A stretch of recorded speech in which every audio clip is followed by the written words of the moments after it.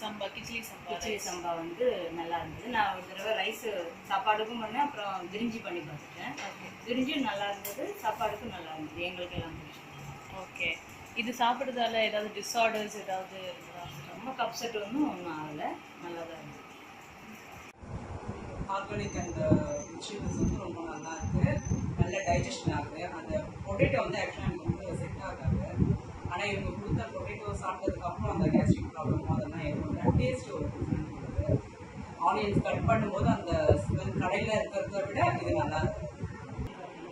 அப்படி யூஸ் பண்ணால் ஆனால் நம்ம சேர்க்கிறது அது வித்தியாசமாக இருந்தது. ஓகே. ஆயில்னா நல்லா இருந்துச்சு டேஸ்ட்டு. மிளகாத்தூள் கொஞ்சம் கம்மியாக இருந்துச்சு. வெஜிடபிள்ஸ் கொஞ்சம் டேஸ்ட் ஓப்பன் பண்ணும்போது நல்லா ஸ்மெல் இருந்தது. யூஸ் பண்ணப்போ நல்லா மற்ற எண்ணெயை விட நல்லா டேஸ்ட்டும் வாசனையும்